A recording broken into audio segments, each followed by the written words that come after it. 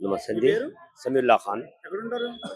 నేను ఉంటా Adilabad. Okay. इక్కడికి Jubilee hills ఉప ఎన్నికలకు వచ్చారా? जुबली हिल्स आदिलाबाद से जुबली हिल्स के लिए इसलिए आए हम హ్మ్. कि कांग्रेस पार्टी की तरफ से हमारा कैंडिडेट खड़ा हुआ है नवीन राव। హ్మ్.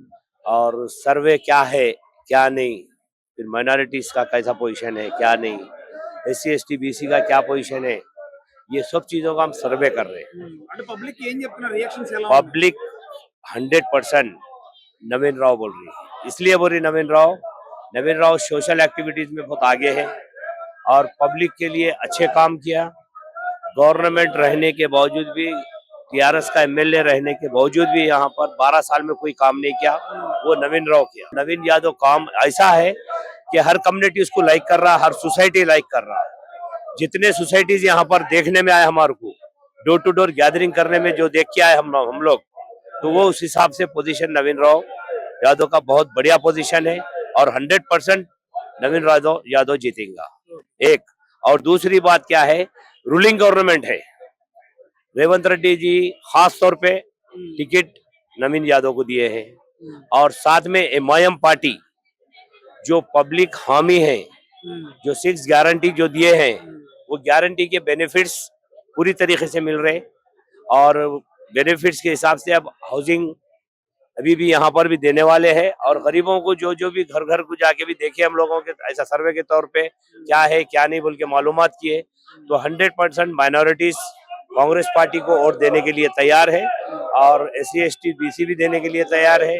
यादव संगम के भी लोग वोट नवीन यादव को देके भरपूर मेजॉरिटी 40,000 की मेजॉरिटी से जिताने के लिए तैयार है।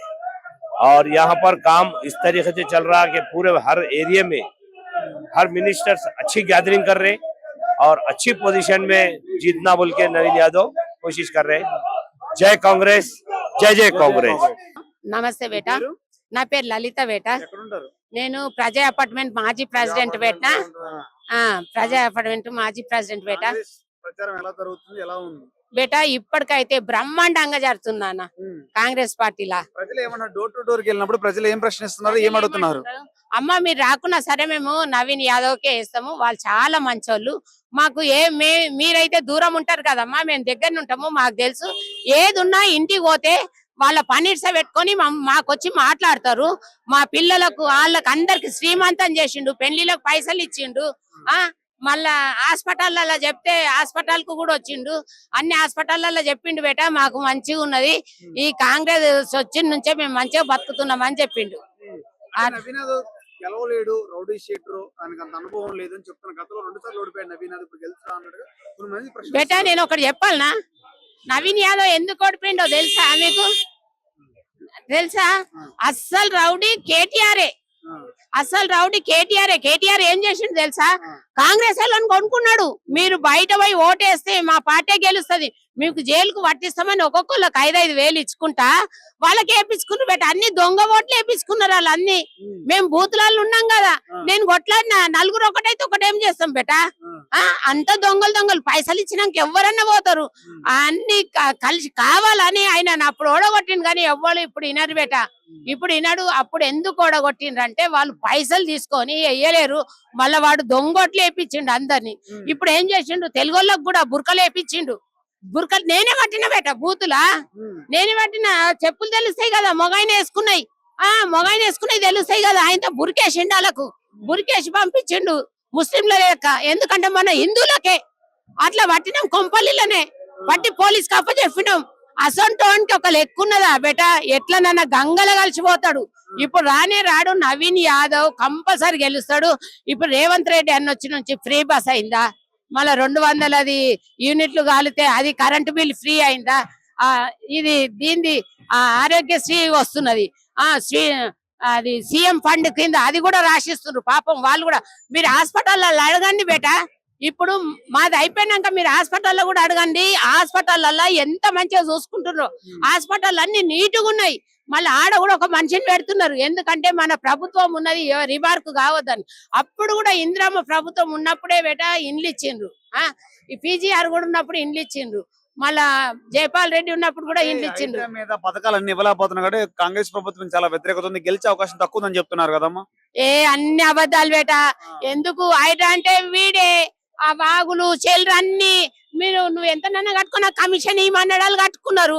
ఇప్పుడు ఆ హైడ్రా తీసేపటికి నయం ఉన్నదని అందరూ రేవంత్ రెడ్డి అన్ననే నయము, హైడ్రా వచ్చింది అయితే మేము మాకు నీళ్లు వస్తలేవు మంచిగా ఉన్నామంటే ఇంకా ఆయన హైడ్రా మళ్ళా చేపట్టమని చెప్తున్నారు బేట. నేను చెప్తున్నా కదా ఇంకా 20 సంవత్సరాలు దాకా ఉంటాడు.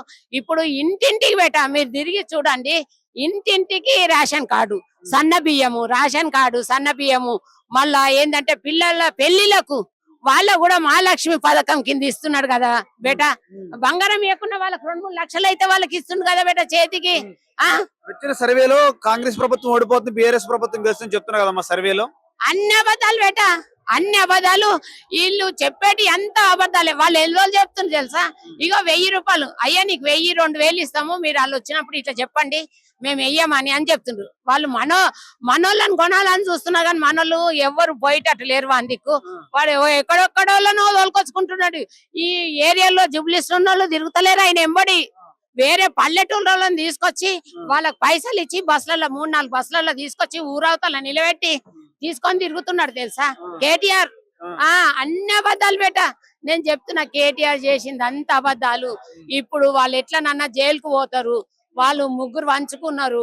ఎందుకంటే నువ్వు నన్ను తిట్టు నేను నిన్ను తిడతా అని కవితను బతుకమ్మ ముందర నుంచే ఉన్నది కదా బేట. మనం చిన్నగున్నప్పటి నుంచే చేస్తున్నారు. నేనే తెచ్చిన బతుకమ్మ అని అంటది. బతుకమ్మ చీరలు ఇచ్చిండేమన్నా నా బేట. ఊళ్ళలో చూడండి సేన్లకు కట్టిండ్రు దాని మీద కోట్లు వేసిండు పైసలు. ఏవి చూడు కోట్లే. ఎందుకు బేట ఇట్లా? మీరేం చెప్తాం అనుకుంటున్నారు? ఇగో జూబ్లీస్ ప్రజలకు, ప్రజలారా అందరు కలిసి చేతి గుర్తుకు ఓటేయండి, నవీన్ యాదవ్ అన్నని గెలిపియండి బేటా. మంచోడు, నవ్వుకుంటా మాట్లాడతాడు, ఏ రాత్రి పోయినా మీకు పలకరిస్తాడు. ఎందుకు వచ్చిండు అనేటోడు కాదు. ఇంటి ఫ్యామిలీ మొత్తం మంచిదే. ఇక కాదు బేట సీఎం ఎట్లా చేస్తాడు? ఏదైనా మీటింగ్ ఉంటే ఆడొక్కడు మోపోయినారు అని బయటకు వెళ్ళగొట్టుంటాడు అంటాడు. మర్యాద ఇచ్చి మాట్లాడిండు ఒక్కనికన్నా, మర్యాద ఇయ్యలే. ఇప్పుడు ఈయన రేవంత్ రెడ్డి అని ఎట్లా చేస్తున్నాడు? నీకేం కావాలా అని పిలుస్తున్నాడు, పిలిచి ఇట్లా మాట్లాడుతున్నాడు. అంటే నవీన్ యాదవ్ రౌడీ షీటర్ అంటున్నారు కదా, దానికి మీరేం చెప్తారు? అన్ని అబద్ధాలు బేట, అన్ని అబద్ధాలు. నేను అంటున్నా ఇగో వాళ్ళు ఎందుకంటే ఓడిపోతున్నారు కదా, అందుకొరకనే అట్లా చేస్తున్నాడు బేట.